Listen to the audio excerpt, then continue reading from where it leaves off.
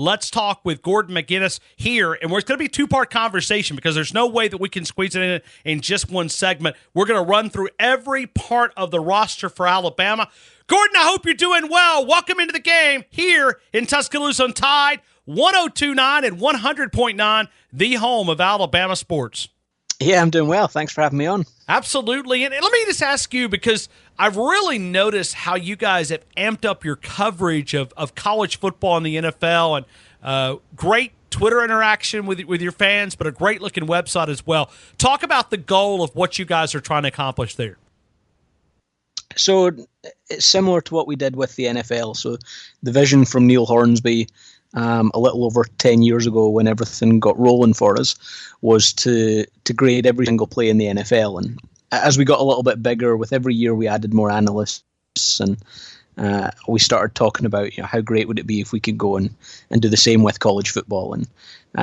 And it then became, when we realized we were able to do it, it became this exciting project of, okay, we can grade college football and we can give the same insight that we give towards the NFL, but we can also have greater interaction with draft coverage and things like that. So it's pretty exciting to be able to see players, when it comes to draft season, there's guys who maybe don't get the same hype as other players, but have graded really well for us over a couple of years. So that's always good fun. And you are the guy that really focuses in on the SEC, which, I'm not biased or anything, but I think this is the best league in all of college football when we talk about leagues, conferences. Yeah, absolutely. We changed our coverage slightly this year, so we split it up a little bit. So we had guys focusing on specific conferences, and I got given the SEC, which is fine by me. As you said there, it's the top conference in college football, especially when you look at talent on the defensive side of the ball. The SEC is loaded every single year. Now, all the top pass rushers in the country are in the SEC. So yeah, it's a lot of fun covering that conference. All right, so let's move into talking about Alabama here for a couple of minutes, and I think we got to start with maybe one of the most dominant players that we've seen. I mean, we've actually had the discussion: is Jonathan Allen maybe Alabama's all-time best defensive lineman? Just from your perspective, there, help us understand Jonathan Allen. He's a tremendous player. You look at what he does on the defensive line, and there's two things that I love about watching him play. One, he's dominant. You look what he's done this year, dominating against the run and as a pass rusher. He has 6 sacks, 7 quarterback hits, and 27 hurries, and he's added another 18 defensive stops against the run. But when you take how dominant he is, and then you consider the fact that Alabama can line him up on the inside, he can play anywhere from 3 technique, working his way out, and they'll even play him on the edge. At one point this year, I think it's changed a little bit now, and he's slightly more an interior player. But early on in the year, the first couple of weeks, it was pretty much a 50-50 split, with him playing defensive tackle or 3-4 defensive end and playing outside as an edge guy. So the fact that he's able to do both those things so well, it just gives the Alabama defense an awful lot of versatility, which itself is great. But then when you consider just how dominant he is, we saw the play against Texas A&M on Saturday there, where he blows past the guard and then leaps over the running back. Just a tremendous athlete who has the size, the speed, everything you look for. I think when you compare him to guys in the NFL, I think the way he's used is similar to the way Malik Jackson was used by the Denver Broncos in their Super Bowl run. And just an all-round great player, so quick, so powerful, and just is constantly getting after every quarterback he faces. You look at Jonathan Allen, and we're putting him in the conversation. The Heisman Trophy goes to the most outstanding player in college football. It's regardless of offense or defense. Now, this has been an offensive award. It really goes to the offensive side of the football. But people now are making Jonathan Allen part of the conversation. Is that fair as you look around college football? Is he in that conversation when you talk about most outstanding player right now in college football? I think he absolutely should be. Steve Palazzolo, our national lead writer, actually put something out on Monday this week where he gave his list of who he would have in the running for the Heisman Trophy, and Jonathan Allen was one of his frontrunners for it. You look at the field this year, and obviously you've got Lamar Jackson at Louisville, who scores touchdowns for fun, and that's gonna really pull things in his favor. But outside of him, there aren't really many offensive players who I think have done much to separate themselves from the defensive players this year. You look at a guy like Jabril Peppers at Michigan, and you look at Jonathan Allen at Alabama, who have the kind of impact that can totally change games. Opposing offensive lines have to know where Allen is on every play. I said they can play him inside and outside. Constantly comes up with big plays. He obviously scored a touchdown there. But every Heisman Trophy winner at some point has a Heisman moment. And when you saw social media, when you saw Twitter on Saturday afternoon after that big sack, that was almost Jonathan Allen's Heisman moment. If he's going to go on and win the Heisman Trophy, and it's obviously rare for a defensive player, especially a defensive lineman, but he is good enough to do it. And if he is to go on and win it, I think we're going to look back at that play. It just was so much fun to watch him just blow past the guard and leap over the running back. That will be the highlight that is played time and time again if he goes on and wins the Heisman. Let's stay on that defensive line side of the football. Let me ask you about Daron Payne for Alabama and what you see in him. He's coming off of a great freshman season, sophomore. It's not been a slowdown for him. A very dominant defensive lineman at Daron Payne. Yeah, the back, or not necessarily the backups, the other guys in that defensive line playing really well along with Allen. He's actually been a little bit more productive as a pass rusher so far this year. Payne last year had a sack and 7 hurries over the course of the year. So far this year he has 1 sack, 2 hits and 8 hurries. Obviously playing a bit more in terms of snaps. His snap percentage has gone up from the low 20s to the high 50s, so becoming a much bigger part of the Alabama defense. But guys like him and the other guys in the defensive line, Dalvin Tomlinson's a guy who I think gets nowhere near enough credit. But they're guys who just make a huge impact and obviously benefit from playing next to someone as dominant as Jonathan Allen. But they themselves have such a key role to play, particularly against the run, I think. When you look at other defenders there, like Reuben Foster, like Ryan Anderson, like Tim Williams, I mean, we could probably sit here for the next hour and 30 minutes and talk about the defensive side of the football. Give me a couple of guys that really stands out to you on that side of the football. Yeah, Foster's great. I think we looked at Alabama coming into this season, and a lot of people expected that, certainly at linebacker, the loss of Reggie Ragland was going to be huge. And could Foster step up and get to the level that Ragland was at in his final year at Alabama? I think he's reached that level and gone beyond it. He's such a smooth player at linebacker. When you watch him, it's like watching a guy who has played in the pros for 2 or 3 years already, because he's just got such a great understanding of what an opposing offense is trying to do. Grades really well for us against the run, in coverage, and even as a pass rusher. They've sent him on the blitz a little bit. He has 2 sacks and 5 hits already this year. So a guy who is constantly able to beat opposing offensive linemen to the point of attack. You see guards trying to get their hands on him at the second level, and he's just so quick, understanding where he has to be, and then also using his hands to get away from them, that it's just been a tremendous season for him so far. And I think we're going to talk about him in terms of a pro prospect in the coming months, and I think you're going to start to hear people describe him as that type of Luke Kuechly impact linebacker in the draft, a guy who is probably going to go a lot higher than people normally consider a linebacker going, because he just is a fantastic athlete, but also incredibly smart, has great football instincts, and knows how to find the football. We are talking right now to Gordon McGuinness. He is from Pro Football Focus. He analyzes the SEC as we move forward. Let me go back to a guy that is now Eddie Jackson, who went down with a fractured leg. Let me ask you, in your opinion, it looks like that this is going to be a really clean break. He had successful surgery. Nick Saban told us about 30 minutes ago. He reported that news. But does this affect him on his draft stock, and what do you see in Eddie Jackson? I think the impact it'll have on his draft stock will be, in terms of teams are going to want to evaluate and make sure everything is cleaned up and there's no serious damage. But he's a guy who over the last 3 years has graded well in coverage for us.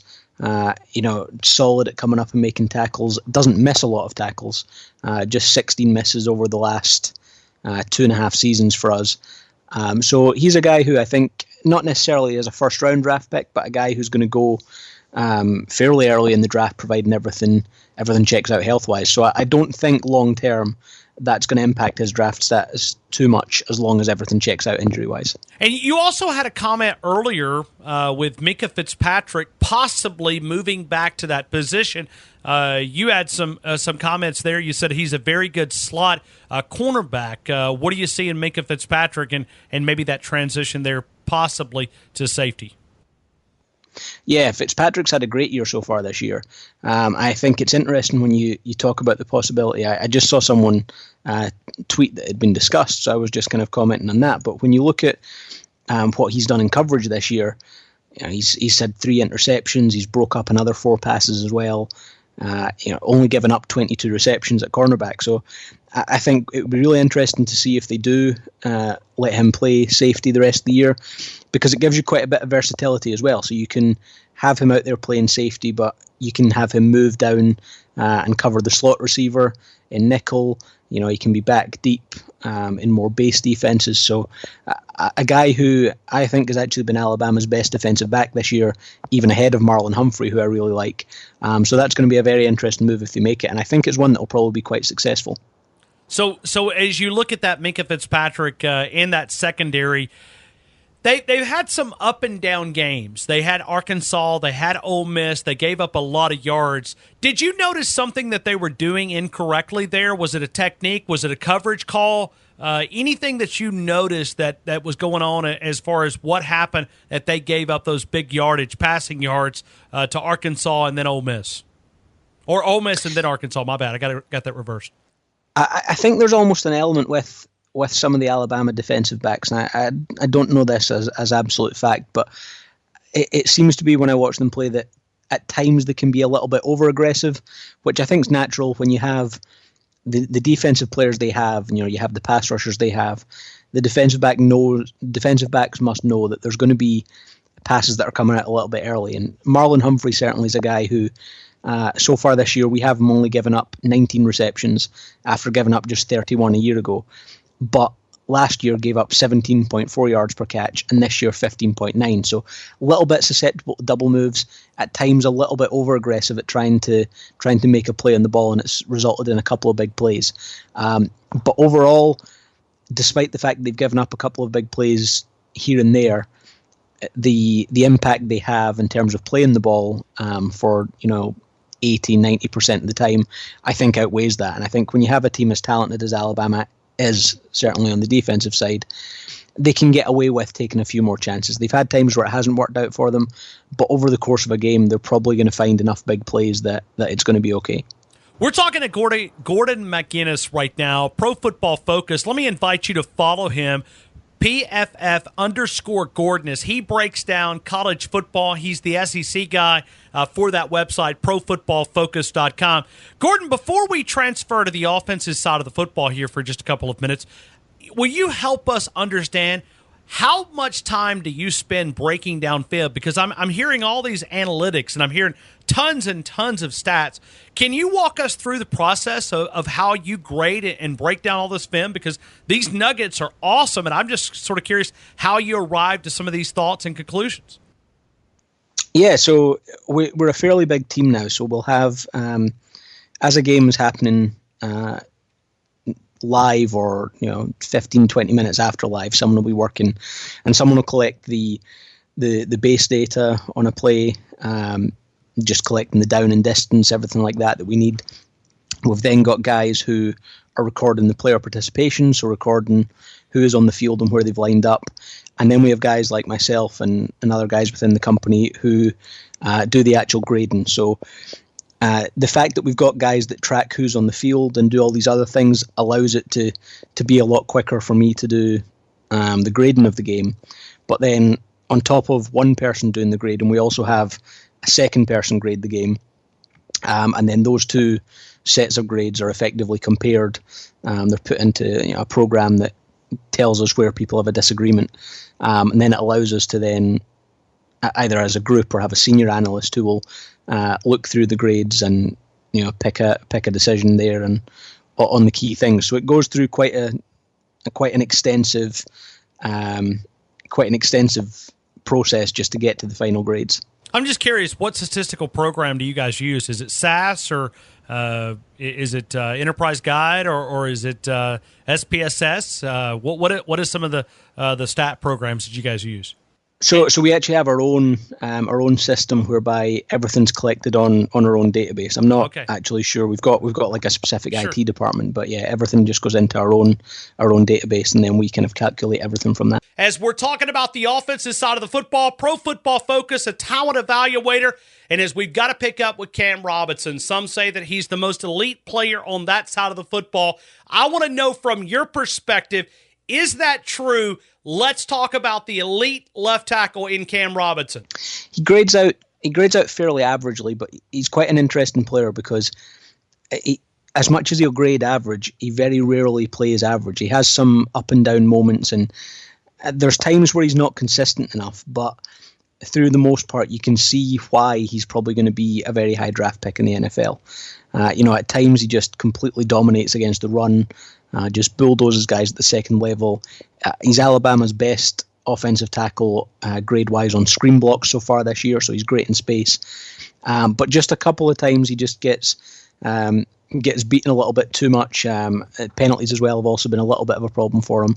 What I thought was really interesting, when the game against Arkansas, I highlighted the fact it was going to be him against Deatrick Weiss at Arkansas, and it didn't quite work out that way in the end, the way that game went. Alabama obviously having quite a substantial lead, and Arkansas having the ball, an awful lot more. But Robinson didn't give up any pressure at all in that game, and I think for a game when he was going up against the best pass rusher he'd faced up until that point of the season, it was really quite impressive to see him come away with effectively a shutout. Gordon, and I hope I've only asked you for a few minutes. Can I take you a few minutes longer? I mean, is it okay? Oh, absolutely. Yeah, okay, that's fine. Yeah. I mean, I'm fascinated with the conversation. Let me start with a true freshman on the other side, Jonah Williams at that right tackle spot. What do you see in his production so far? He's been fantastic this year, especially as a pass blocker. Grades positively as a run blocker and as a screen blocker as well. But so far this year, on 276 pass blocking snaps, he's allowed one sack, or one hit, and one hurry. So for a guy to do that as a freshman is incredible, especially in a conference like the SEC where there are so many good pass rushers. He is one of a couple of players in this Alabama offense who do not look like freshmen the way they're playing so far this season. So you said one sack and 276 pass blocking? Yeah, and even beyond the sack, just one additional quarterback hit and one additional hurry. So yeah, he's been tremendously productive as an offensive tackle. Now, is he grading better than Cam Robinson? Yes, he is so far this year. He's a little bit more consistent, I think, so far, which is surprising given the fact that he's a freshman. But yeah, he's been great as a pass blocker. Okay, let me go to O.J. Howard here, the tight end for Alabama. One of the things that he needed to work on was pass blocking. He showed this past week against you go back to the game against Texas A&M. He caught 8 balls. He had some good yardage. We know what he can do with his hands, his athletic ability. But has he improved as a pass blocker and as a blocker overall? Yes, yeah, he really has improved as a blocker this year. So he's a guy who was a solid run blocker for us grade-wise the last 2 years, but this season has really improved in that aspect. And over the course of last season, he didn't give up any sacks, but he did give up 3 hits and 3 hurries. So far through half a season this year, he's only given up 2 hurries. So he's improved as a pass blocker, improved significantly as a run blocker as well. And he was never a bad run blocker for us, but it's obviously encouraging to see him improve as much as he had. And the fact that he is a complete tight end, he can be a very good receiver, very safe pair of hands, particularly in the red zone, and grades very well as a blocker. So a very key part to the Alabama offense, obviously. Let me go to the freshman quarterback, another freshman making an impact for Alabama. Let's start with the strengths so far of Jalen Hurts. What do you see in this young man? The big thing I noticed, even before I get into the grades, is the fact that he just doesn't look like a true freshman. He looks like a guy who's been out there for 2 or 3 years. He's so calm. Nothing seems to faze him at all. And I think the term game manager is often viewed as as a negative by a lot of people because it sounds like a guy who can't complete passes downfield. Now, that's not true of Hurts, particularly throwing the ball 20 yards or further downfield. He's been successful so far this year. He's got 2 touchdowns, thrown for a bunch of yards on those big plays downfield. But he's also incredibly smart with the football. You see him throw the ball away when it's not there. He's had 15 throwaways so far this year. Just for a freshman quarterback, and it helps. I think I've said this on our own SEC podcast this year. It obviously helps having the talent he has around him and having the defense he has behind him, because there must be times where in third down, a lot of quarterbacks would want to try and force something downfield, and he has the safety of knowing, I don't need to go and force something because our defense is probably going to score 10 points this game, or they're going to set up a field goal and score a touchdown. So he can have the faith that he can throw the ball away, live to fight another down, and it's absolutely fine. But as well as being the game manager who's smart, he's finding enough big plays as a passer, and obviously, as we've seen as the season's gone on, he's finding more and more big plays as a runner as well, and has grown into one of the better Alabama quarterbacks we've seen in the last couple of years, which is particularly scary when you consider how good the team is overall with the defense. When you look at play calling from Lane Kiffin, as you evaluate play calling, what do you see in him as a coordinator with Lane Kiffin calling the plays? I think it's been smart. You look at what Alabama have, and obviously coming into the year, they've let a quarterback like Jalen Hurts grow as the season's gone on. We've seen him.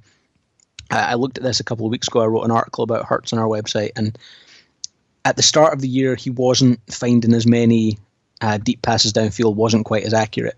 And as the seasons wore on, he's become more accurate downfield. So that's allowed the Alabama offense to be a bit more aggressive. But when things aren't necessarily working being aggressive, you have the talent around. So you have a Calvin Ridley, you have our Darius Stewart, O.J. Howard, obviously, and several running backs who can make enough big plays. So I think the play calling has been very smart, because at times when they've had to, they've just put the ball in playmakers' hands and let them make big plays.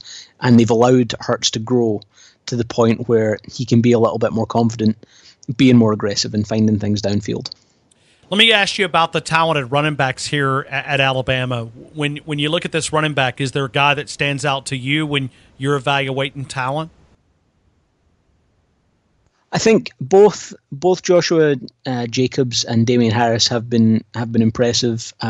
Jacobs has really flashed some pretty exciting things so far this year in terms of making people miss. The game against Kentucky, 16 carries and he forced 5 missed tackles. The week before against Kent State, 4 missed tackles and 11 carries. So he's a guy who's been pretty exciting with the ball in his hands, been able to make people miss. And Damian Harris, we've seen obviously just consistently being able to find fairly big runs.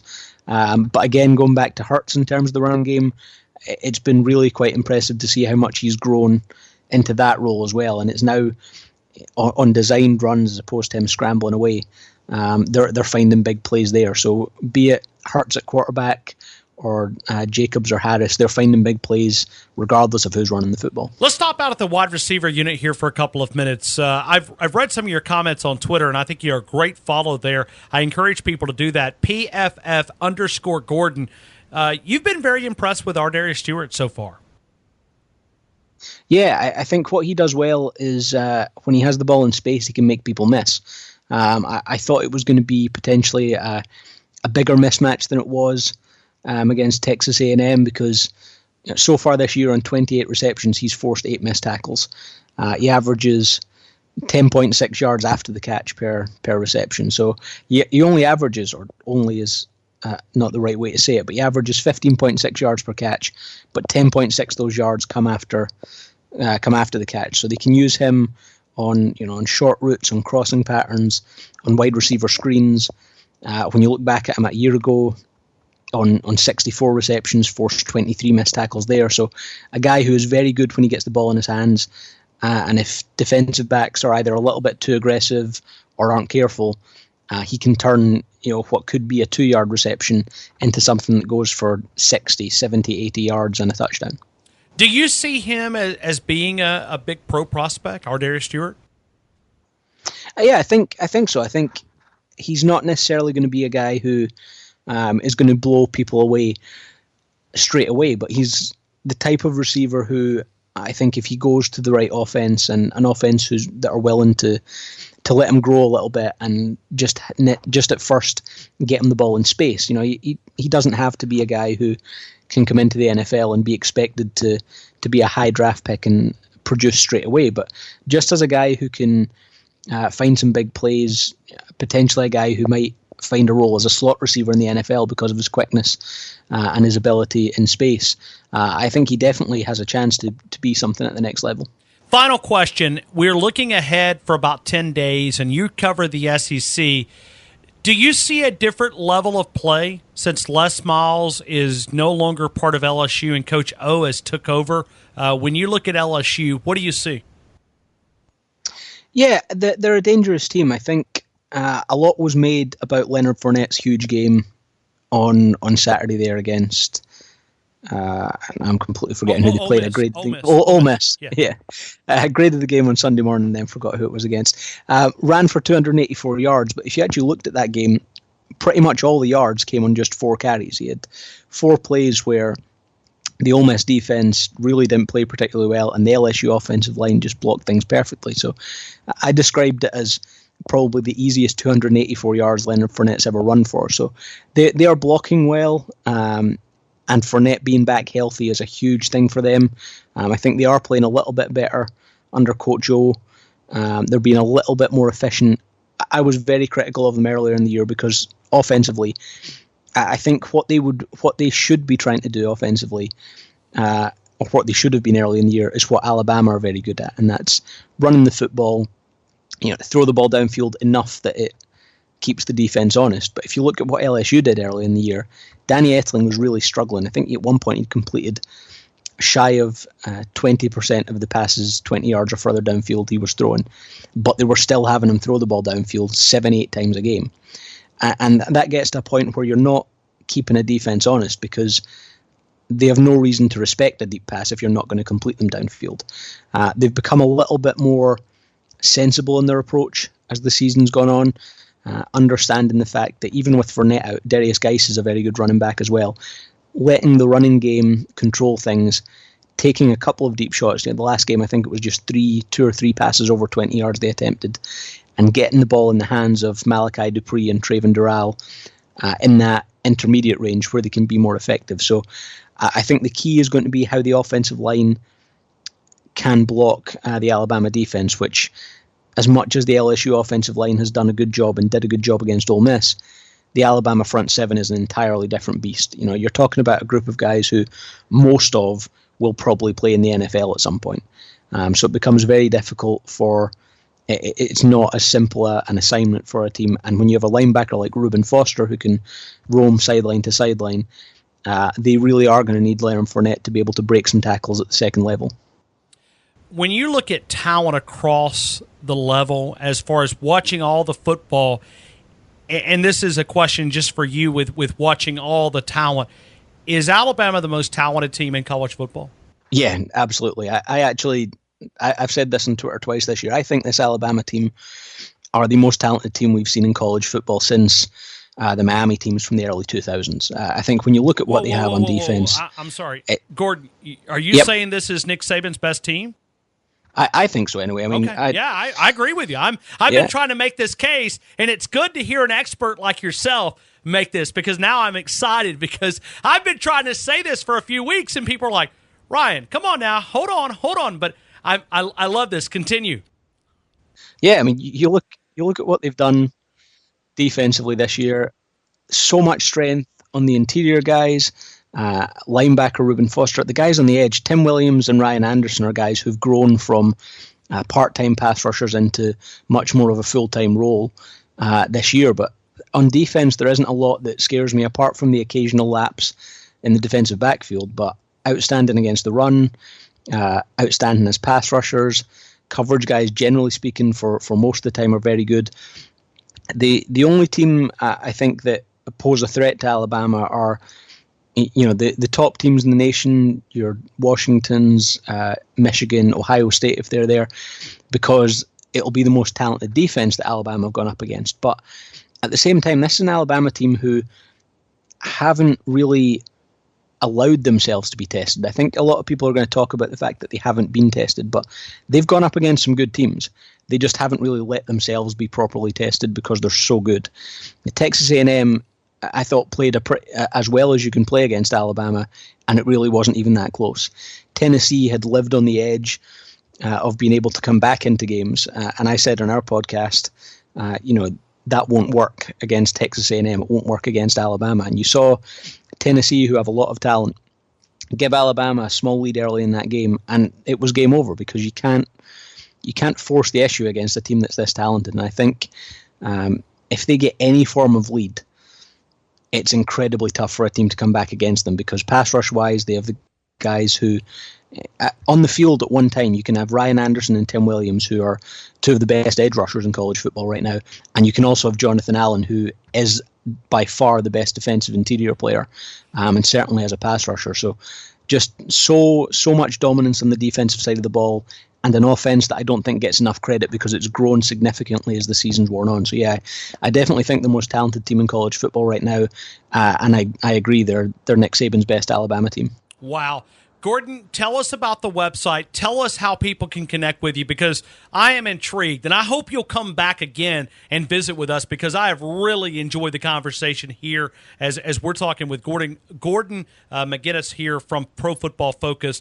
Invite us to the website and give the audience a taste of a little tease of what's happening out there. Yeah, so it's www.profootballfocus.com. We fire out a ton of college content, be it from game recaps on Sunday morning. Tuesday morning, our national and conference team of the week go up. So this week there were 8 Alabama players in our SEC team of the week.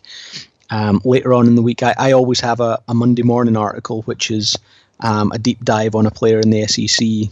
So have covered Alabama players in the past this year, and I'm sure I will cover more as the season wears on.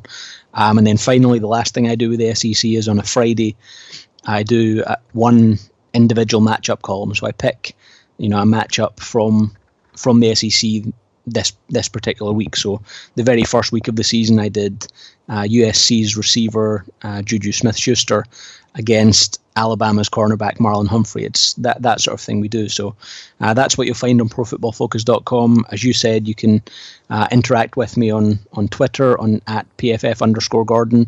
And yeah, I'll absolutely come back on. It's always good to talk football, and it's always good to talk about very good football teams. When you can sit for 30 minutes and talk about just how dominant this Alabama defense is, it's a lot of fun. Yeah, and matter of fact, let me go back, because on Friday, when I quoted stats, I gave you credit going back to what you talked about with Texas A&M missing so many tackles. You talked about Ardarius Stewart. I used all that for the podcast and credited back to Pro Football Focus. So a lot of those stats that we were talking about, we talked about on Friday on the podcast. Hey, greatly appreciate you for being a part of the show.